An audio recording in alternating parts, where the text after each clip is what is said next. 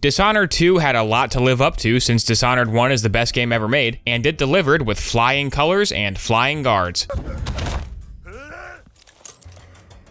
The first thing that happens in this game is a training mission where Corvo teaches Emily how to crouch. I always forget about this part since I played it once when the game came out and never again, but it is nice to see more of Dunwall. After Emily chokes her daddy a few times, she's ready to start the main game. It's been 15 years since Empress Jessamine's death, and to celebrate, Corvo and Emily are holding a party for the entire Empire. Duke Luca Abel from the island of Serkonos shows up, but he brought his annoying friend Delilah, who wasn't invited and nobody really likes. I mean, she's just a total buzzkill, especially when she proclaims herself to be the rightful empress and sucks the magic out of Corvo's hand. Now we must make a choice. Do we play as Corvo, who can freeze time, or as Emily, who cannot freeze time? Normally I'd go with Corvo because Blink is so good at transcended Dishonored and got put in Deathloop, but I'll go with Emily this time because she's the canon protagonist, and also I have New Game Plus, so it doesn't matter. Delilah turns Corvo to stone and locks Emily in her office, but she escapes with the help of her trusty ally, weird giant overhang thing outside of the window.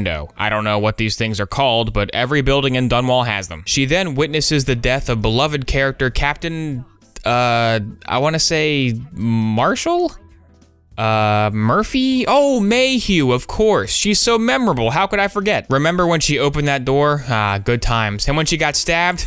Classic Mayhew. A guard captain named Ramsey has joined Delilah's coup, so Emily gets revenge by locking him in a room that has $1 billion but no Wi-Fi. Emily starts sneaking her way through the streets of Dunwall but realizes she almost forgot to put the best line in the whole game in the video. Anton Sokolov made this lock. That's better. If I forgot to put that in, the comments would have been full of the dreadful wails of Dishonored fans. Get it? Because they'd be really upset. On a completely unrelated note, Emily boards some random ship and flees Dunwall. She then has a terrifying dream where the outsider reveals his new voice, which has forever been ruined for me by this comment. Empress Emily Caldwin. Emily accepts the outsider's mark because she already has the no powers achievement and is reunited with the heart of her dead mother. This right here is why they better cremate me when I die. If I gotta come back as a force ghost to be a supporting character in like my grandson's story arc, then I'm gonna be pissed. Unless I get replaced by Hayden Christensen, that'd be cool.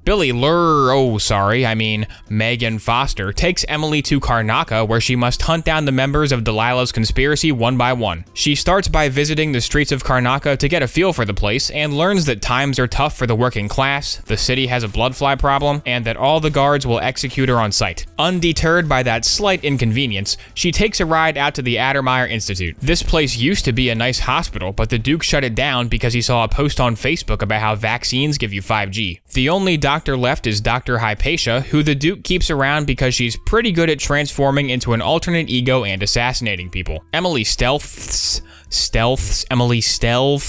that's not an easy word to say.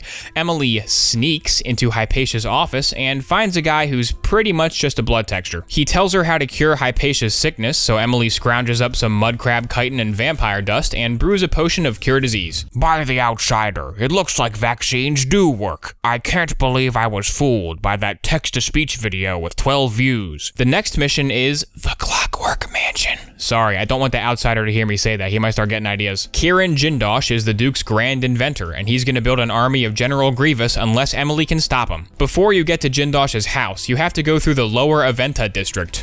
Lower Aventa, more like uneventful, am I right? Because nothing ever happens here except for the Mandalorian turning into rats. Hoo-hoo, so cool. Emily makes her way to the Clockwork Mansion, and once she's inside, she discovers that by pulling a lever, she really, dude, to Grasping at Straws. I knew he was gonna do this. Okay, hang on, I can fix it. Dishonored 2's Clockwork Mansion level is one of the most amazing feats of level design ever put into a game. And in this video, I'm going to say that it's a good level in a variety of different ways. Pulling a lever transforms the house's architecture, and wait, what are you doing? You're killing him already? Yep, sorry. Come on, I was just getting started. You didn't even use the electroshock machine on him. Yes, that's so true. Another excellent meme. Anton Sokolov made me carry him out of the mansion and return him to his ship. He and Megan have been working together to figure out a good way to take down Delilah. A good place to start would be neutralizing Brianna Ashworth, one of the head witches in Delilah's coven. But before you can go do that, Delilah traps you in a cutscene and forces you to listen to her tragic backstory. She claims that she's Jessamine's sister and therefore deserves the throne, but come on. My parents died and I grew up as an orphan on the street is the backstory of like 95% of all D&D characters. It's certainly not a good enough story to put her on the throne, right, Tyrion? And brand the broken. I'm still mad. Brianna Ashworth has taken over the Royal Conservatory, which used to be a museum for owls, apparently, but now houses an evil machine called the Oraculum. Emily finds some lenses that will mess up the machine's focus, and when Ashworth uses it, she's stripped of all her magic powers.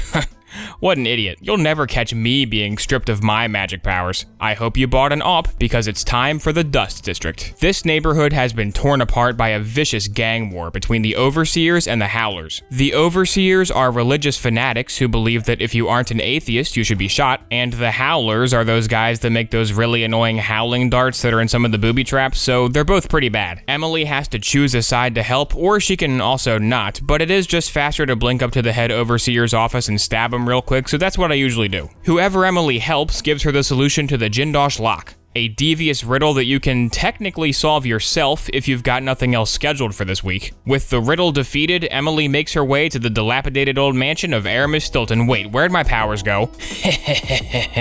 You really thought you could defeat me. I am making a video essay whether you like it or not, and I made this entire level precisely for that purpose. Here's my unique mechanic, a handheld device that lets you switch between the past and the present. Dude, we just did like this exact bit in the Titanfall 2 video. Oh, would you look at that? An unskippable cutscene. Ah, you jerk. Gotcha. Delilah got trapped in the void in the Dishonored 1 DLC, but the Duke did a ritual where he made all of his friends T-pose and that brought her back. But what really happened is that somebody at Arcane Studios really likes Delilah and wasn't content to have their epic OC character defeated so easily. So they brought her back for this game, which I'm not a huge fan of. I would have rather had Hackworth be the main villain, but at least they didn't do something really stupid like make a Lovecraftian entity reveal his origin story.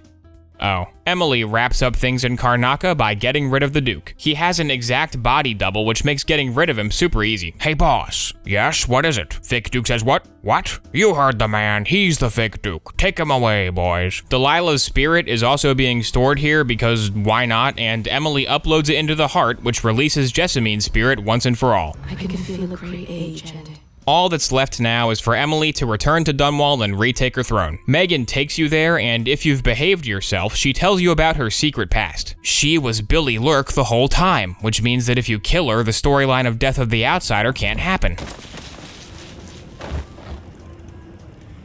Dunwall Tower should be the hardest level in the game, but if you played Dishonored 1 a lot, then it's actually the easiest since you already know the layout. The main difference is that instead of the Lord Regent, the upper chamber now contains Delilah making a painting. There's no way she's really gonna fall for getting trapped inside of a painting again, right?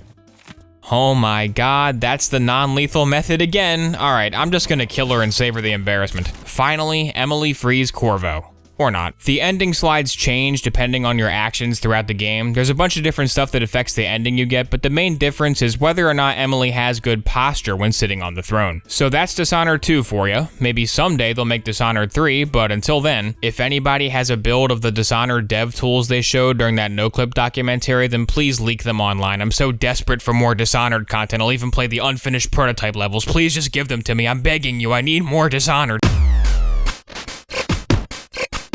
Anton Sokolov made this lock. Anton Sokolov made this lock. Anton Sokolov made this lock. Anton Sokolov made this lock. Anton Sokolov made this lock.